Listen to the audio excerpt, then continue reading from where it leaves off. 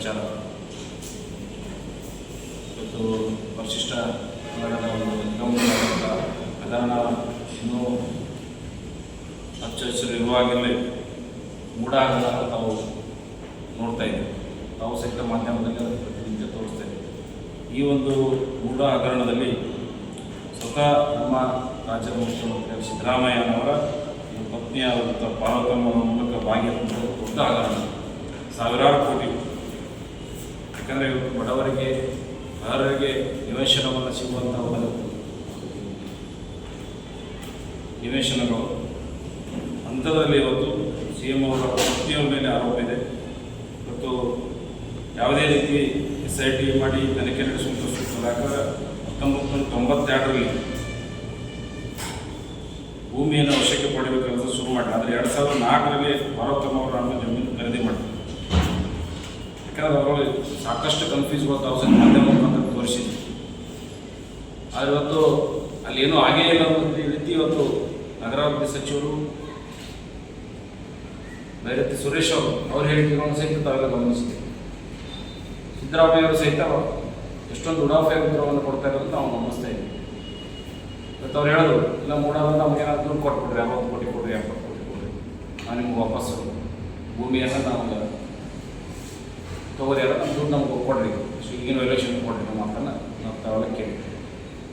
ಮತ್ತು ಪರಿಶಿಷ್ಟ ಪಂಗಡದಲ್ಲಿ 187 ಕೋಟಿ ಹಗರಣ ತಮಗೆಲ್ಲರೂ ಗೊತ್ತಿರೋ ಹಾಗೆ ಇಲ್ಲಿವರೆಗೂ ನಮ್ಮ ಮಾಧ್ಯಮ ಮುಖಾಂತರ ನಾವು ತಿಳ್ಕೊಂಡಿರೋ ಹಾಗೆ ಕೇವಲ 28 ಕೋಟಿ ರೂಪಾಯಿ ಮತ್ತು ವಾಪಸ್ ಖಾತೆಗೆ ಬಂದಿರ್ತೀವಿ. ಸಾಕಷ್ಟು ದುಡ್ಡನ್ನು ಸಹಿತ ಇದು ಬೇರೆ ಬೇರೆ ರೆಸ್ಟೋರೆಂಟ್ಗಳಿಗೆ, ಲಾಡ್ಜ್ಗಳಿಗೆ ಹಾಕಿರುವಂಥದ್ದು ಅದರಲ್ಲಿ ಮಾಹಿತಿ ಇದೆ. ಸುಮಾರು 700 ಅದು. ಯಾಕಂದರೆ ಅದರಲ್ಲಿ ಚಂದ್ರಶೇಖರ್ ಅವರ ಒಂದು ಆತ್ಮಹತ್ಯೆ, ಅವರು ಆತ್ಮಹತ್ಯೆ ಮಾಡ್ಕೊಂಡೇ ಎಲ್ಲ ವಿಷಯಗಳು ಹೊರಗಡೆ ಬಂದು ಇದೆಲ್ಲ ನೋಡಿದ್ರೆ ನಮ್ಗೆ ಆಗ್ರಹ ಏನಂದ್ರೆ ಕೂಡಲೇ ಕೇವಲ ನಾಗೇಂದ್ರ ಅವರು ರಾಜೀನಾಮೆ ತಗೊಂಡಂಗಲ್ಲ, ಇದರಲ್ಲಿ ನೇರವಾಗಿ ಸಿದ್ದರಾಮಯ್ಯ, ಯಾಕಂದ್ರೆ ಅವರೊಬ್ಬರು ಆರ್ಥಿಕ ತಜ್ಞರು ಮತ್ತು ಆರ್ಥಿಕ ಹಣಕಾಸು ಇಲಾಖೆ ಸಹಿತ ಅವ್ರ ಬಲ್ಲೇ ಅದು. ಇವತ್ತು ಯಾವುದೇ ಒಂದು 3 ಕೋಟಿಗಿಂತ ಹೆಚ್ಚಿಗೆ ದುಡ್ಡು ಬಿಡುಗಡೆ ಆಗಬೇಕಂದ್ರೆ ಇವತ್ತು ಆರ್ಥಿಕ ಇಲಾಖೆಗೆ ಹೋಗ್ಬೇಕು. ಇದು 3 ಕೋಟಿಗಿಂತ ಹೆಚ್ಚಿಗೆ 4 ಕೋಟಿ 5 ಕೋಟಿ ಈ ರೀತಿ ಇವತ್ತು ನೇರವಾಗಿ ಬಳಸುವಂಥದ್ದು. ಯಾಕಂದರೆ ಆರ್ಥಿಕ ಹಣಕಾಸು ಇಲಾಖೆ ಮಾಹಿತಿ ಹೋಗೇ ಹೋಗ್ತದೆ. ಯಾಕಂದರೆ ಅವರೇ ಆದ ಆರ್ಥಿಕ ಮಂತ್ರಿ ಇರೋದ್ರಿಂದ ಅದರ ಸಂಪೂರ್ಣ ಅವ್ರಿಗೆ ಮಾಹಿತಿ ಇರೋದು. ಇದನ್ನೆಲ್ಲ ನೋಡಿದ್ರೆ ನಮ್ಮ ಆಗ್ರಹ ಏನಪ್ಪ ಅಂದ್ರೆ ಈ ಕೂಡಲೇ ಸಿದ್ದರಾಮಯ್ಯ ಅವರು ರಾಜೀನಾಮೆ ಕೊಟ್ಟು ಮನೆಗೆ ಹೋಗುವಂಥ ಕೆಲಸ ಆಗುತ್ತೆ. ಯಾಕಂದರೆ ಇವತ್ತು ನಮ್ಮ ರಾಜ್ಯದ ನಮ್ಮ ಪಕ್ಷದ ರಾಜ್ಯಾಧ್ಯಕ್ಷ ವಿಜೇಂದ್ರ ಅವರು ನಿರಂತರವಾಗಿ ರಾಜ್ಯದಲ್ಲಿ ನಡೀತಾ ಇರುವಂಥ ಭ್ರಷ್ಟಾಚಾರನ ಬಯಲಿಗೆ ತರುವ ಮುಖಾಂತರ ಇವತ್ತು ವಿಷಯಗಳನ್ನು ಬಹಿರಂಗ ಮಾಡಿದ ಸಾಕಷ್ಟು ವಿಷಯಗಳು ಇವತ್ತು ಬಯಲಿಗೆ ಬರ್ತಾ ಇದ್ದಾವೆ. ಈಗಾಗಲೇ ಪರಿಶಿಷ್ಟ ಪಂಗಡದಲ್ಲಿ ಇವತ್ತು ರಾಷ್ಟ್ರೀಯ ಪರಿಶಿಷ್ಟ ಪಂಗಡದ ಆಯೋಗ ಈಗಾಗಲೇ ರಾಜ್ಯ ಸರ್ಕಾರಕ್ಕೆ ನೋಟಿಸ್ ಕೊಟ್ಟರು. ಯಾಕೆ ಇಂತಿಷ್ಟು ಪರ್ಸೆಂಟ್ ಇವತ್ತು ದುಡ್ಡನ್ನು ನೀವು ಬಳಕೆ ಮಾಡ್ಕೊಂಡಿದ್ದೀರಿ, ಯಾವ ಕಾರಣಕ್ಕೆ ಬಳಕೆ ಮಾಡ್ಕೊಂಡಿದ್ದೀರಿ ಅಂತ. ಯಾಕೆ ಅವ್ರಿಗೆ ಇವತ್ತು ಸರ್ಕಾರ ಯಾವ ರೀತಿ ಅಂತಂದರೆ ಯಾವುದೇ ರೀತಿ ಸಾಕಷ್ಟು ಹಗರಣ ಮಾಡುವ ಸಹಿತ ಇವತ್ತು ಬಣ್ಣ ತಂದ ಸರ್ಕಾರ ನಡೆಸ್ತಾ ಇದೆ. ಇವತ್ತು ಅದರ ವಿರುದ್ಧ ಸಹಿತ ನಮ್ಮ ಪಕ್ಷ ನಾವೆಲ್ಲರೂ ರಾಜ್ಯಾದ್ಯಂತ ಇವತ್ತು ನಿರಂತರವಾಗಿ ಹೋರಾಟಗಳನ್ನು ಹಾಕೊಂಡು ಬರ್ತಾ ಇದ್ದೀವಿ. ಮುಂದಿನ ದಿನಗಳಲ್ಲಿ ಇವತ್ತು ಈ ತಮ್ಮೆಲ್ಲ ಮಾಧ್ಯಮದ ಮುಖಾಂತರ ನಾವು ರಾಜ್ಯಪಾಲರಿಗೆ ಮನವಿ ಮಾಡ್ತೀವಿ, ಇವತ್ತು ಈ ಕೂಡಲೇ ಸರ್ಕಾರವನ್ನು ವಜಾಗೊಳಿಸ್ಬೋದು. ಯಾಕಂದರೆ ಮೂಢ ಹಗರಣದಲ್ಲಿ ಸಹಿತ ನಾವು ನೋಡಿದ್ದೀವಿ ರಾಜ್ಯದಲ್ಲಿ ಇವತ್ತು ಅವರದೇ ಆದಂಥ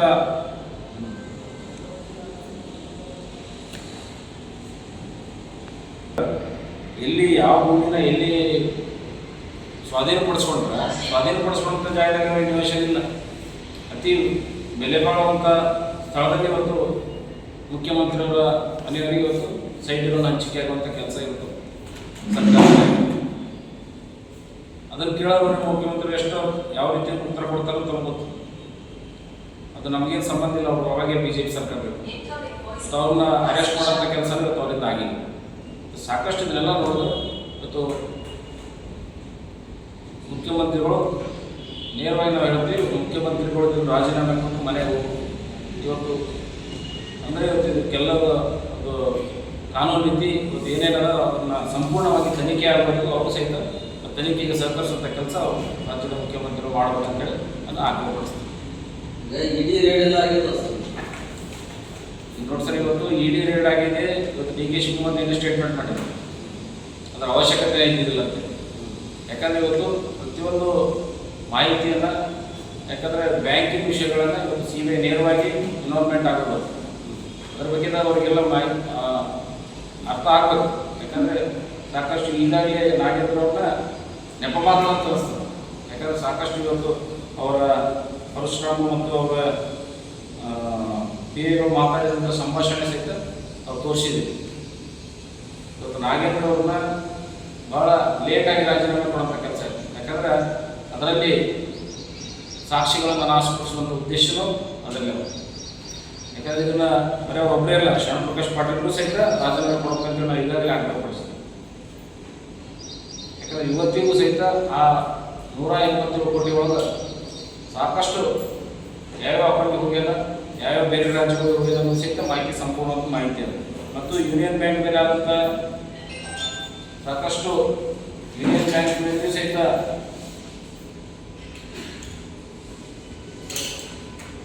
ಈಗಾಗಲೇ CBIಗೆ ನಮ್ಮ ರಾಜ್ಯದ ಅಧ್ಯಕ್ಷರು ಪತ್ರವನ್ನು ಸಹಿತ ಬರೆದಿದ್ದಾರೆ. ಆದರೂ ಸಹಿತ ಸರ್ಕಾರ ಯಾವುದೇ ರೀತಿಯ ಒಂದು ಕಿವುಡುತನದಿಂದ ಕೇಳ್ತಾ ಇದೆ ಅನಿಸ್ತದ.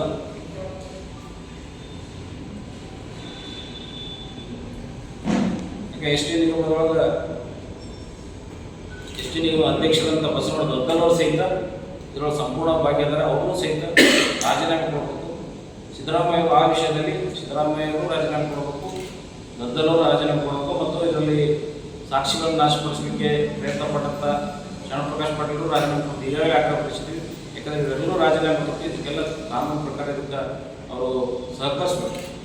ಅಂದಾಗ ಇದಕ್ಕೆ ಸತ್ಯಾಂಶ ಹೊರಗೆ ಬರ್ತದೆ ಅಂತೇಳಿ ನಾವು ಹೇಳಿ